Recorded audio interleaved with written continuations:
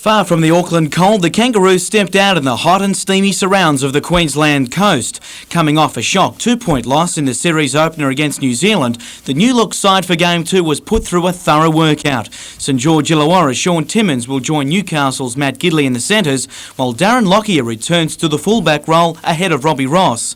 But the decision to switch Brad Fittler to lock and start Matthew Johns at 5/8 has been questioned by some. The new pivot isn't letting it get to him. I'm not trying to put too much pressure on myself. I'm just trying to get out there and play well, mate. In fact, Johns is keen to get a rare start in the national number 6 jumper. I look back on this, as a really sort of exciting time in my career, because really the number 6 jersey, as it hasn't got a big turnover, and if you get an opportunity to play in it, it's something special. After losing to the Kiwis, Australia must beat Great Britain this weekend if they're to stay alive in the Tri-Nation Series.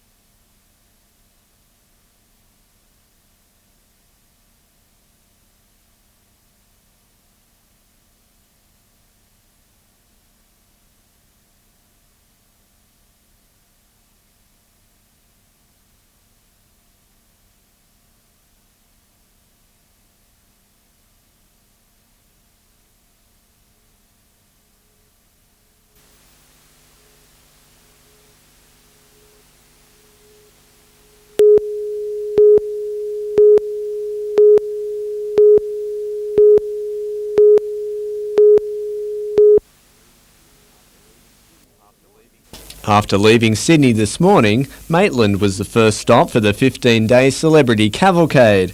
2 buses full of people who helped raise $6 million 6 years ago are again touring the country, collecting donations along the way. Among them Smokey Dawson and his wife Dot, still kicking on for charity. Well, it's like a good habit. You can't get out of it, can you? No, anything that's good is worth repeating, don't you think so? Maitland Council made its contribution to the charity drive, which aims to raise $100,000 for the Bear Cottage Hospice in Sydney. Also making a stopover in the Hunter, the Ignite the Dream Tour, a showcase of Olympic information, memorabilia and even medal winners like softballer Jenny Holiday. The tour is taking the torch relay and Olympic dreams across the country. I was 8 years old when I first started wanting to be an Olympian, watching Shane Gould on television, and it was, everything and more. The tour is in the Hunter until Sunday, taking in Muswellbrook, Cessnock and Newcastle.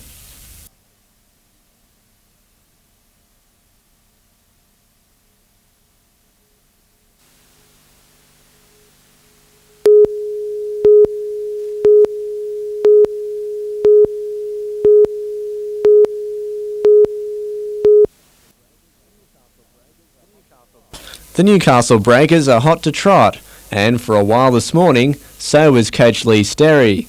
Under the watchful eye of local driver Phil McDeed, Sterry and his horse Joseph Farron were put through their paces. He's a very good horse, this horse. He was a very good juvenile, 2-year-old, and he's pretty calm now. He gets a bit lazy, but he'll be all right for Saturday night. It won't be Sterry's first stint at the reins. 20 years ago, he was working and driving for a Sydney stable. But it's the Auckland Kings, not the sport of Kings, that's foremost on his mind. The coach taking a few gambles with the squad selection. Robbie Anjewski replaces Glenn Sprott in the starting 11, while Andy Roberts moves to the defensive line to tackle ex-breaker and danger man Robbie Middleby. Lee Sterry, meanwhile, isn't planning to move back to his old career. No, mate, no, too early in mornings for me.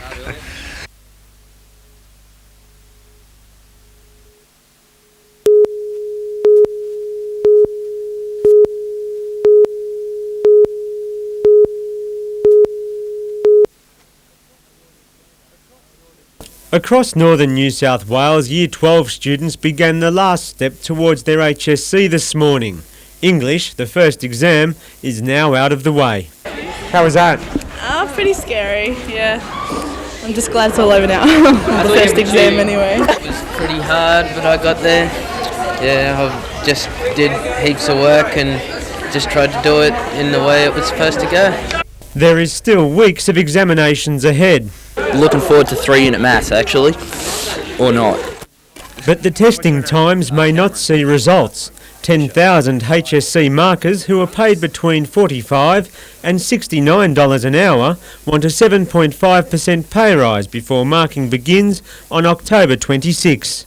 The markers feel that they cannot allow HSC marking to begin if there is no award in place regarding their payments and conditions. All markers are receiving a 3% wage increase this year over last year, and that's above the CPI increase. That's a fresh 3% increase, and there's no justification for industrial action. Results are due for release on December 16. Any delay to the marking is going to upset the schedule, and that'd serve to disadvantage HSC students by delaying the release of their results. The Teachers' Federation says it tried to solve the dispute before the HSC.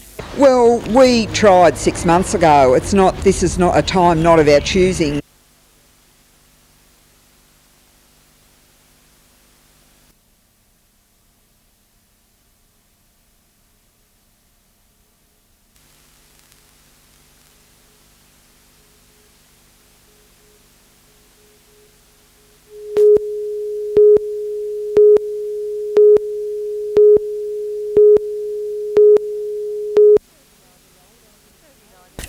"39-year-old Anthony Carroll and his workmates at Wallara knew they were mining in a sensitive area of the colliery on July 6 last year.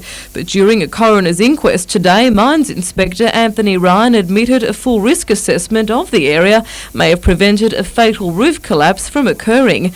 It was one of several recommendations later handed down by the magistrate and welcomed by Mr Carroll's family. They've got to do it so they can move along and improve. His brother, a fellow coal miner, was working just metres away when the father of two was killed. He's also welcomed other recommendations which include discouraging handheld roof bolting equipment and better safety training for staff and management. But those safety measures also came too late for 54-year-old Barry Edwards, who was crushed by a roof fall just 11 days later at a Wobber colliery. Mines Inspector Jeffrey Beattie today laid the blame on mine management, claiming the roof was unsupported and that guidelines weren't followed. The coroner has now recommended a study of the roof structure of the Great Northern Seam and that once again full risk assessments are carried out. These things have happened too much over the past, and if anything they can do to stop it happening, I feel it's a good thing.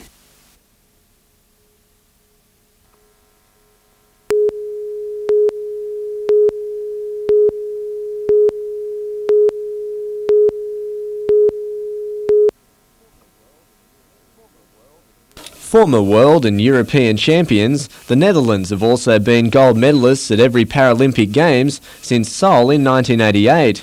But now many of the squad's veterans have moved on, and with more and more nations taking up the sport, head coach Tom Langan knows it'll be tough to retain their title. The level is very high, and it will be hard to get a medal in Sydney next year. Today their 2000 campaign kicked off at the Broadmeadow Hockey Centre, a surprisingly obvious venue as Paralympic Games are played solely on AstroTurf. The Netherlands squad is in the Hunter until next Tuesday, training, acclimatising and playing 3 games against soccer sides from Newcastle University. Then it's off to Sydney to play the Australian Paralympic team, their first meeting since Seoul. I'm looking forward for it, to see the Australians play. The last time we played them it was in Korea, 1988, and I'm looking for the standard they get in the last 10 years. So.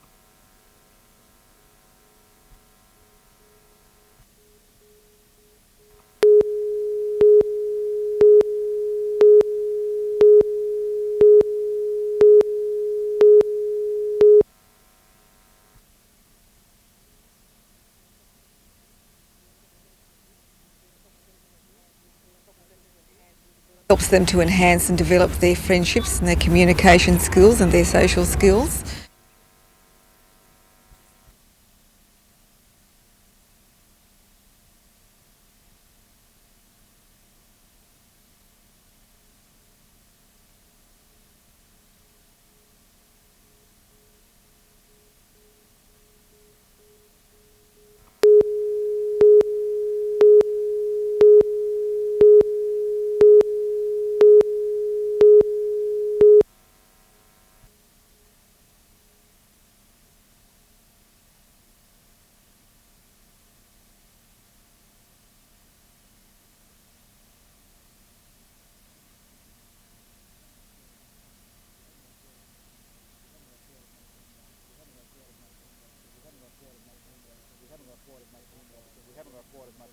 We haven't got quite as much room now because of the grandstand there, but we'd accept half of that. It'd be very nice.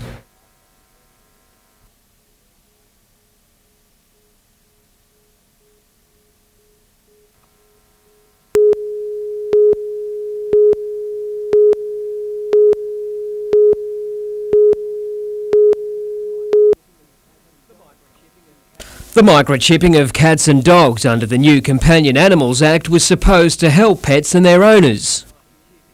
The tiny chip inserted under the skin contains information on the animal's owners in case it's lost, so both can be reunited.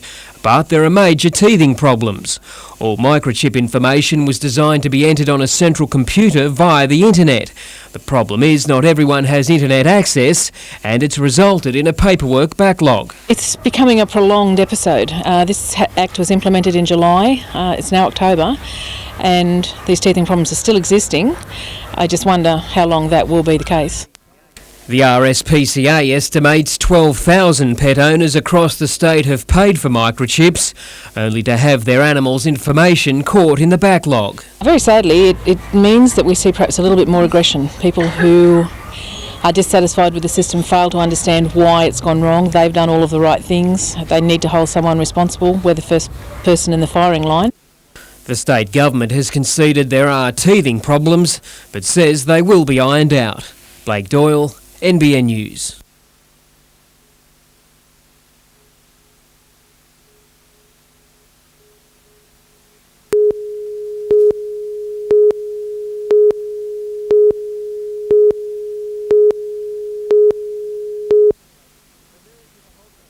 America cultivated the image of the Top Gun, but even the United States best took their hats off to the RAAF's fighter pilots at one time or another during the 3-week operation. Absolutely. The very first mission, I think one of them shot me down.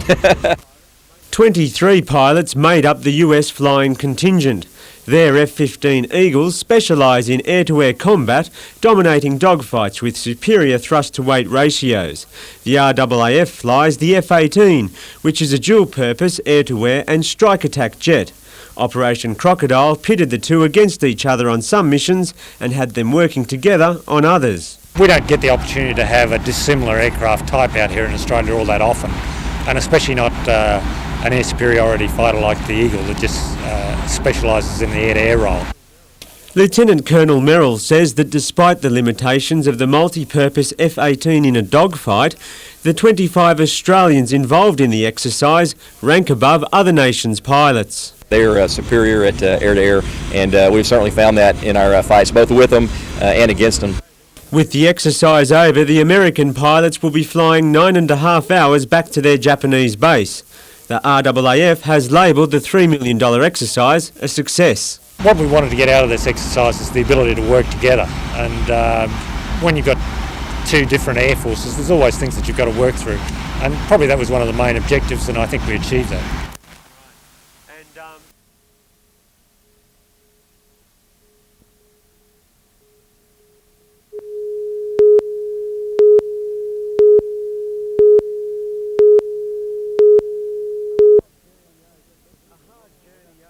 A hard journey over, Mexican longboarder Angel Salinas found just how tough it is to transport his competition boards. Each must be longer than 2.74 metres or 9 feet on the old scale. Now he just can't wait to get one into the water. It's going to be hard because these guys are very, very good, and I am going to do the best I can for my country. Unfortunately, a howling onshore breeze made any last-minute practices on the 1-mile point break out of the question. Still, organisers are delighted with both the venue for the championship and the extent of the field. I met some already. Everybody's there from Hawaii, from New Zealand, South Africa, Europe, Tahiti. Late this afternoon, a welcoming parade hit the main street of Nelson Bay, marking the official launch of the $100,000 title. Starting tomorrow, 10 days have been set aside for a competition which could be decided in 6, if the waves are kind. David McElwain, NBN News.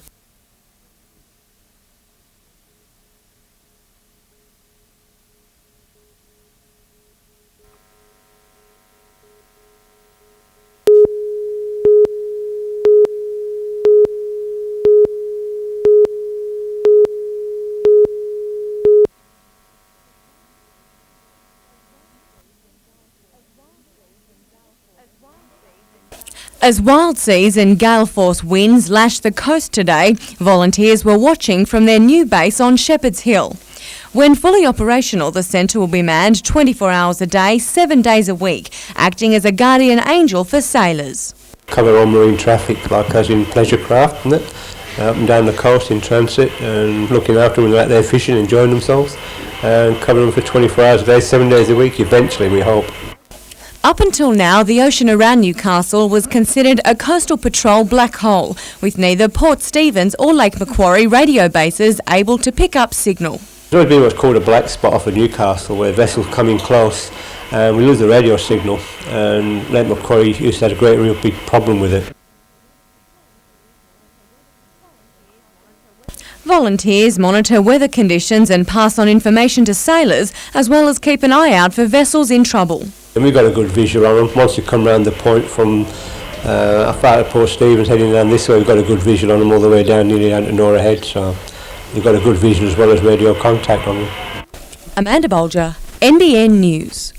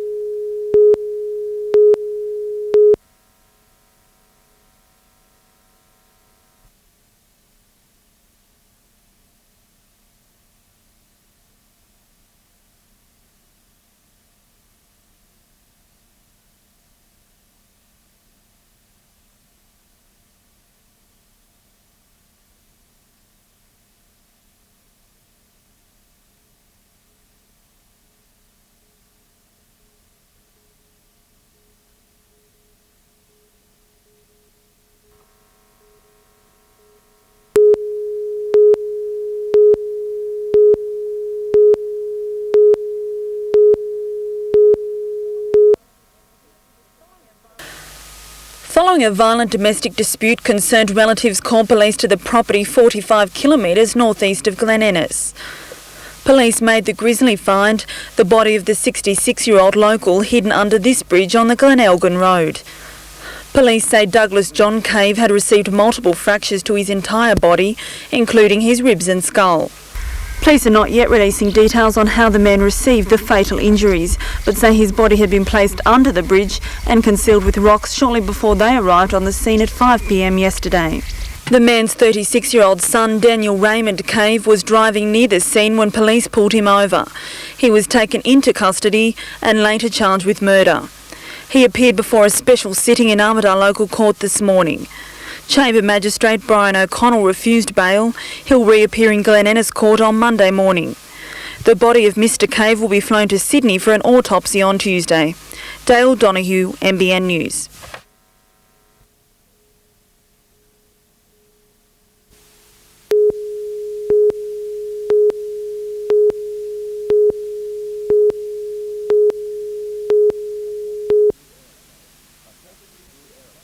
A perfectly good aeroplane, but for this group of fundraisers, it was also good enough to jump out of. And it's all in the name of charity, raising money for the Cancer Council. We've got a heap of support and a lot of people have raised a lot of money. We should well and truly hit our target of $10,000 today. Nearly 50 volunteers signed up for the Leap for Life fundraiser, and even more jumpers are signing up for next weekend to do the same. I had people begging me for a spot, so there are a lot of brave people out there that just enjoy skydiving like I do. But there were some who couldn't pluck up the courage to dive from the skies, no matter what the cause, finding alternative ways to raise funds. Adam Harper, NBN News.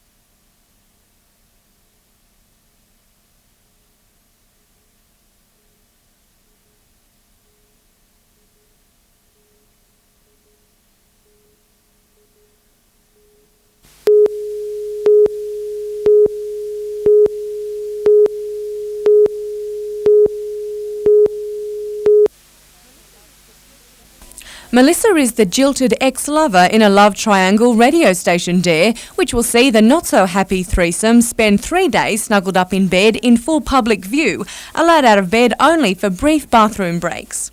The trio assumed position this morning, with the man in demand nestled between the two rivals, apparently to stop them from pushing each other out.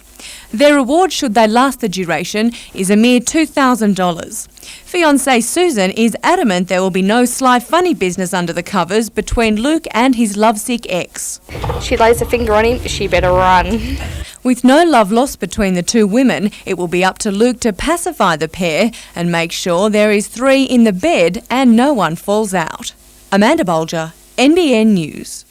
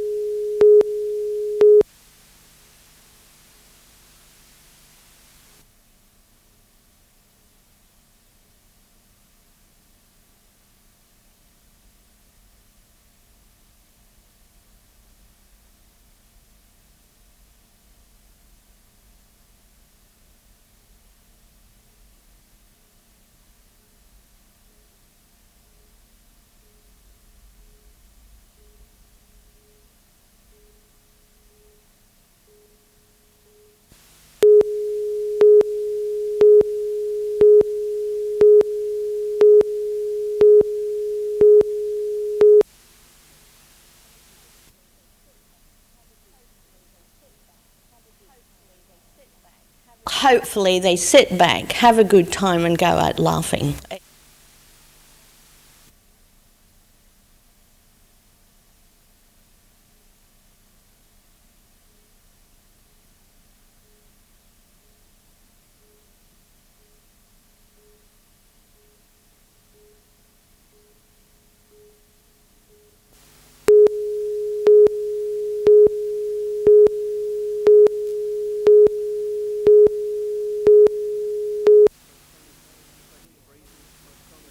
Plenty of reasons for a song and dance for Greta Public School students with the official opening of much-needed new classrooms. 4 new state-of-the-art rooms have been built at a cost of $500,000, replacing old demountables.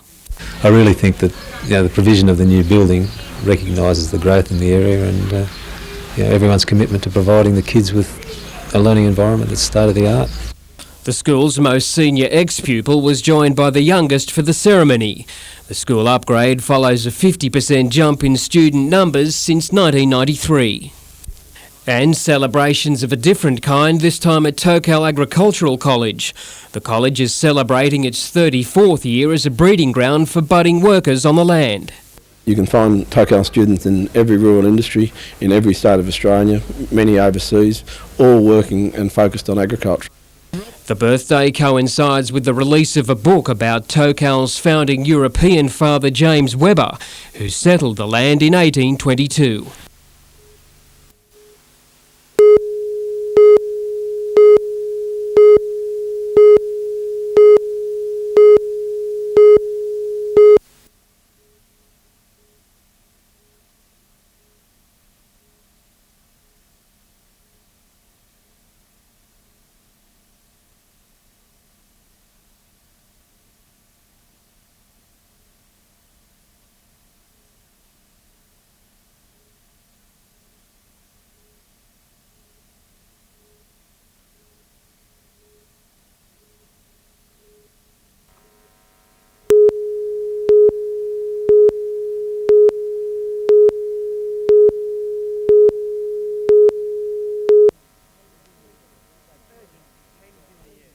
Urgency hangs in the air. The state championships are only around the corner and skills that could save a life are on show. 23 stations from across New South Wales are competing this weekend at Rutherford, with current state champions Port Macquarie setting the pace in the hose and reel. The state championships is in Coffs Harbour and that's in March, so that's our goal.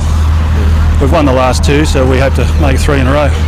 But producing a winning team isn't the only thing that this competition is about.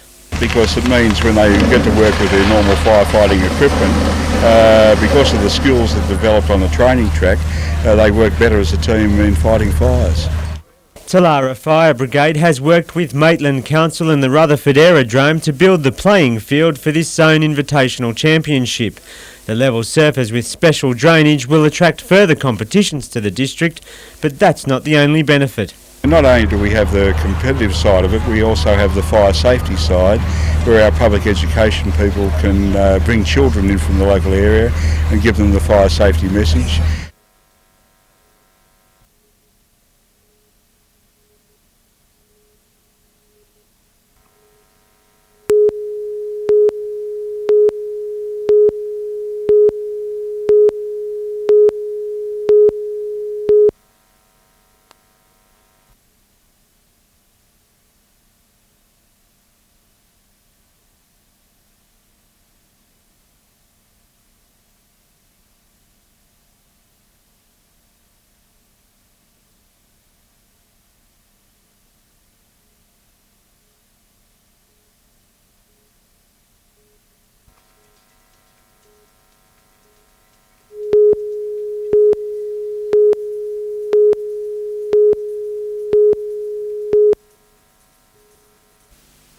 The ground was slow thanks to a recent top dressing of sand, but Newcastle won the toss and elected to bat. The opening partnership of brothers Rod and Steve Mace proved a success, Steve connecting beautifully with this ball, sending it over the fence for 6. Today's match was a chance for the Comets to prepare for their first Mercantile Mutual Cup match next week against Victoria. Newcastle is warming up for the State Country Championships.